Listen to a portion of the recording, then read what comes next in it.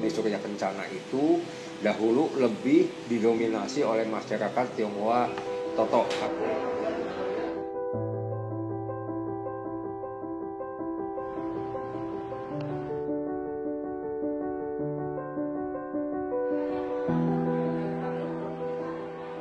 Etnis Tionghoa sudah bermigrasi ke Indonesia sejak abad ke-15. Puncaknya adalah sekitar tahun 1900. Hingga kini sudah menjadi salah satu suku bangsa terbesar di Indonesia dan hampir tersebar di antero negeri ini. Etnis Tionghoa turut mengiringi peradaban di Indonesia, mulai dari zaman kerajaan hingga zaman modernisasi. Keberadaannya juga turut memberi banyak pengaruh dan kisah di beberapa peristiwa bersejarah, dari yang patriotik hingga yang kelam. Kota Bogor merupakan salah satu kota yang memiliki kisah harmonis dengan etnis Tionghoa. Bukti keharmonisan ini dapat Anda lihat di kawasan pecinan di sekitar Jalan Raya Surya Kencana. Bapak Mardi Lim selaku pemerhati budaya Tionghoa akan menuturkan seputar kehidupan etnis Tionghoa di Kota Bogor. Kalau kita bicara pecinan di Kota Bogor itu, kawan-kawan akan datang ke Jalan Surya Kencana. Sebetulnya bukan hanya Jalan Surya Kencana saja kawasan pecinan itu. Dalam peta tua Belanda dikatakan bahwa area ini di tahun 1750-an itu disebut sebagai Chinese Way. Jadi Chinatown atau Chinese Way, Chinese Village. Nah, kawasan ini terbentang dan dibatasi oleh dua sungai besar Kota Bogor. Kita tahu ada Ciliwung dan Cisadane. Pecinan ini diposisikan oleh Belanda. Jadi memang yang membuat dan memposisikan pecinan di kawasan ini adalah pemerintah Belanda saat itu. Kalau pusat Kota Bogor, pecinan hanya ada di area Surya Kencana dan Siliwangi sebetulnya. Kalau di Surya Kencana itu dahulu lebih didominasi oleh masyarakat Tionghoa Totok, artinya masyarakat Tionghoa yang umumnya datang dari Tiongkok atau memang leluhurnya itu datang langsung dari Tiongkok. Sedangkan di area Siliwangi itu sudah dihuni oleh masyarakat Tionghoa peranakan. Artinya memang masyarakat Tionghoa yang sudah bersekolah Eropa, kemudian juga sudah lahir dari generasi kedua atau ketiga, dan mereka itu sudah boleh dikatakan terpengaruh oleh budaya Barat. Sehingga berani untuk tinggal di kawasan-kawasan yang dulu diistilahkan sebagai kawasan jin buang anaknya di pecinan. Begitu. Kita tahu bahwa diaspora Tionghoa itu sukunya itu memang sangat beragam dan banyak macam sih. Tapi memang kalau kita bicara gelombang migrasi awal dari orang-orang Tiongkok, tentunya orang-orang Tiongkok yang berada di sisi atau di pesisir selatan lah, yang biasanya lebih dulu berani untuk menyeberang ke Nanhai atau ke Laut Selatan, ke Nusantara ini. Nah, memang salah satunya adalah suku Hokkien, di mana saya juga memiliki kakek dan nenek dari suku Hokkien. Meskipun saya karena dinamika politik Orde Baru tidak bisa Mandarin dan tidak bisa bicara bahasa kesukuan kami yaitu bahasa Hokkien, tapi memang satu dua patah kata itu kita tetap jagalah, khususnya nama kita juga kita tetap jaga, jangan sampai nama Tionghoa itu yang harusnya kita banggakan itu hilang. Kalau kita bicara pecinan, biasanya kawan-kawan akan menemukan beberapa kelenteng, tidak satu. Dan kita tahu bahwa kelenteng tertua di Kota Bogor itu ada di Pulau Gelis.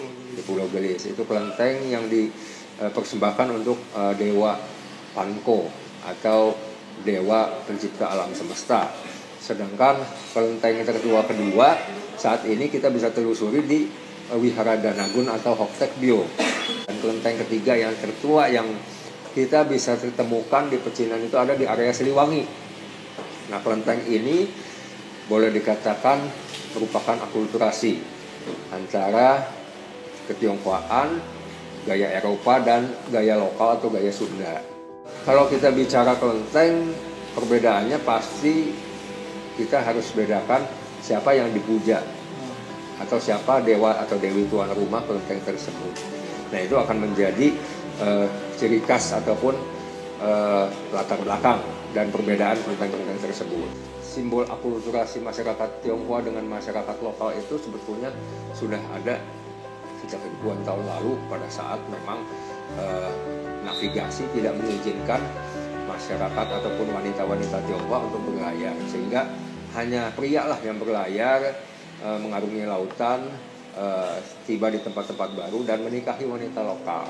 Nah, saat itulah keluarga peranakan pertama itu dibangun. Alhamdulillah Cap Gomeh di Bogor yang notabene memang sudah terkenal sejak tahun 1800-an masih bertahan.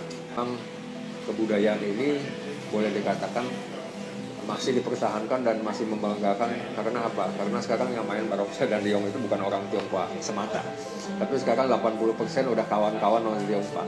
Artinya memang budaya ini sudah diterima menjadi bagian dari sebuah kesenian dan kebudayaan masyarakat yang notabene memang terlepas dari bau-bau politik dan agama, ini menjadi satu hal yang menarik, menjadi tontonan masyarakat yang menarik.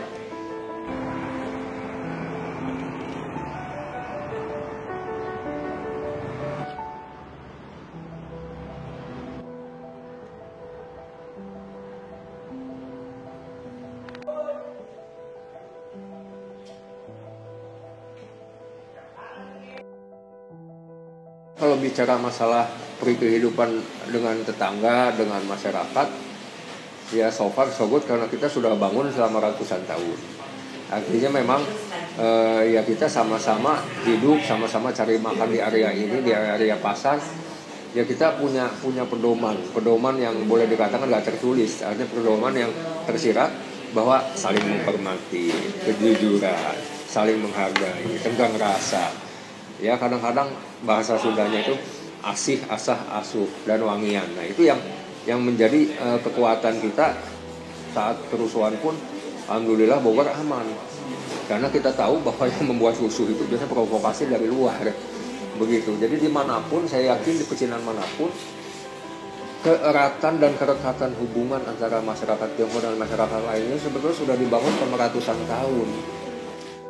Dewasa ini di negeri kita yang pluralis, perlunya kita untuk menepikan stigmatisasi kepada etnis atau suku-suku tertentu. Kalau Shakespeare bilang, apa sih arti sebuah nama? Ya, kami mengambil satu sikap bahwa suku yang memang diakui oleh pemerintah adalah suku Tionghoa Indonesia. Sehingga istilah-istilah Cina dan sebagainya dan yang notabene memang meninggalkan stigma-stigma negatif masa lalu itu kami coba hindari. Ya memang kalau kita bicara masyarakat pedesaan dan marginal, ngomongnya pasti nggak bisa Tionghoa, susah, terlalu melintir lidahnya.